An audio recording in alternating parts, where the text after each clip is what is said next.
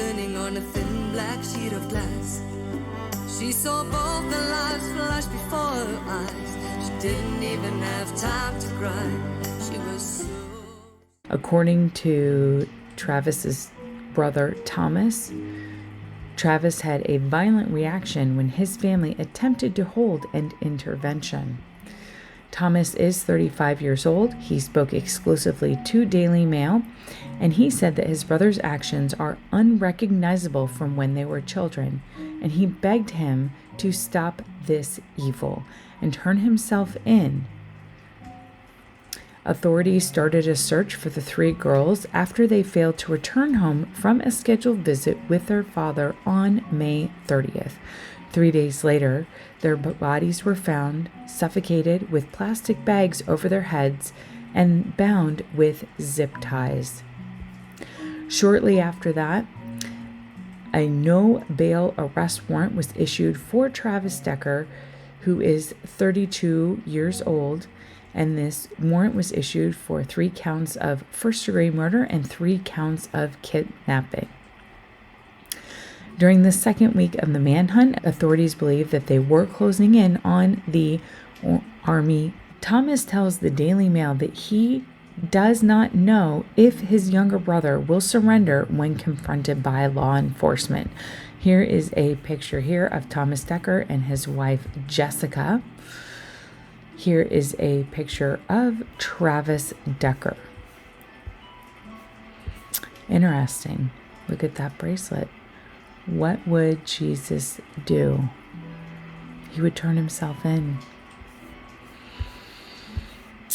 And here is a picture of the 3 girls with their cousins as well. Thomas's wife, Jessica, did post this of the 3 children with Thomas's daughters after the 3 girls' bodies were found on June 2nd. According to Thomas Decker, I honestly don't know, he said. We have been so disconnected for the last 3 years. I hope it is over soon. There's a lot of people, not just within the family, but outside of the family, that wants closure on this. Heartbroken Thomas describes how growing up together, being the only 2.5 years apart, they were best friends. We did everything together. They hunted, they fished, they camped. We were best friends as kids. The brothers also pursued similar career paths, with Thomas joining the Army at 18 and Travis following in his footsteps.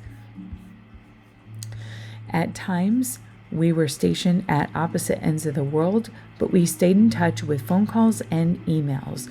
We rarely saw each other because of our military careers.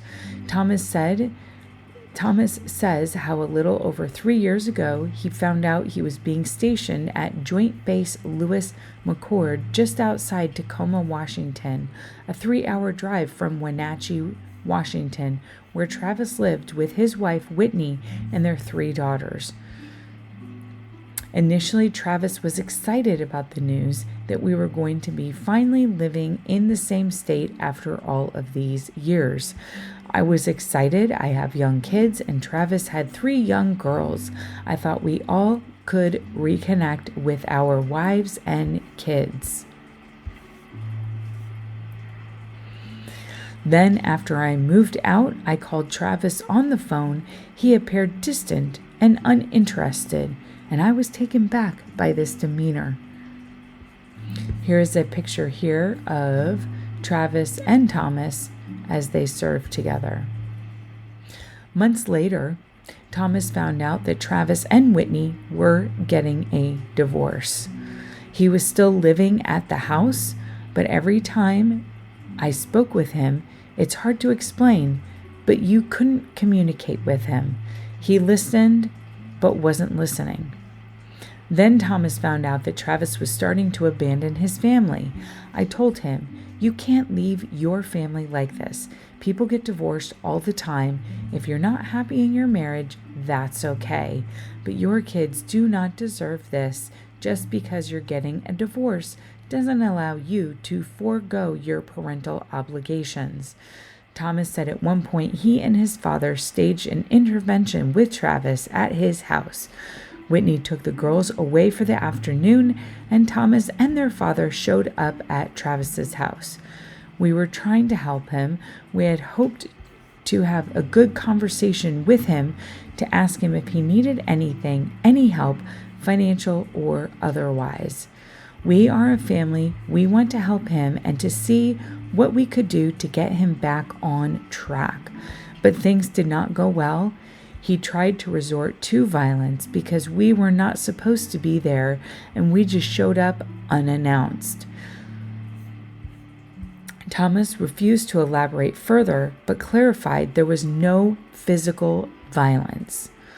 A year later, when their mother passed away in 2023, Thomas reached out to check on his younger brother and asked him if he wanted any of her possessions. And here is a picture of Travis. This is the home where Whitney and the 3 daughters lived. And this is also where the intervention took place. There is Whitney Decker along with the 3 girls. According to Thomas, again, whatever I said fell on deaf ears. By this time, he and Whitney were divorced, and he wasn't paying child support, nor fulfilling his parental obligations. But Thomas said he had to eventually cut off Travis, adding he was spreading lies about me, and I just no longer wanted to deal with it. I've worked hard for what I have accomplished, and I don't want his lies to ruin my career or anything else. So I told myself I would not communicate with him anymore. And to cut off was tough. We grew up together. He was my baby brother. We did a lot of things together, and I thought we were going to be a big, happy family, take our kids on trips, be uncles and dads. It's tough knowing that will never be the case. Thomas last saw Whitney and the girls about 1 week before they were murdered. We were being transferred again, and we were going to be driving near where they had lived. So we spent a night in Wenatchee. We got a hotel, and Whitney and the girls came swimming, and they also had a pizza party. They laughed, played, and just caught up on conversation. Whitney told Jessica, Thomas's wife, that she still wanted Travis to find help, but she never mentioned she was concerned about her and her daughter's safety around Travis. Travis was still attending the girls' sporting events, but he was still not financially providing for his girls. Thomas said nothing was out of the ordinary with Whitney, adding that if he knew of any potential danger, we would have acted upon it.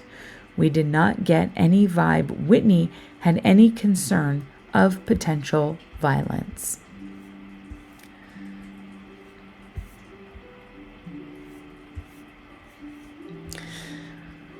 Whitney told Thomas that Travis had been going to a therapist and trying to get help.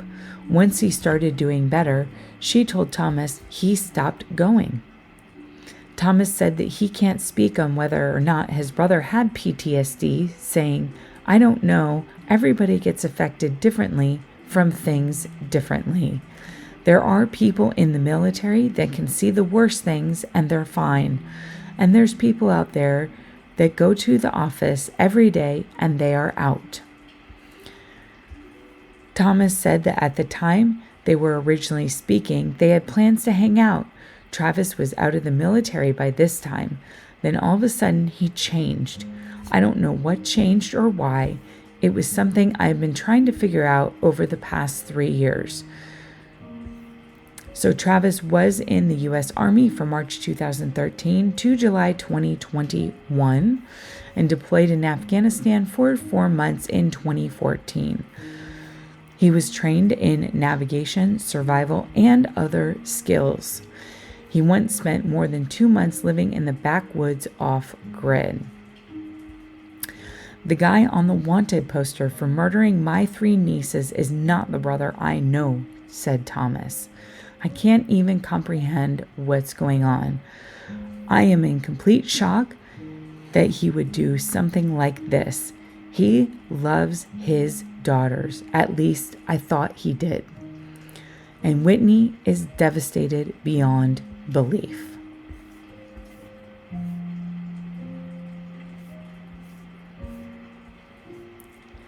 Thomas said that part of him, if given a chance to talk to his brother, wants to ask Travis why. Why did you do this, Travis?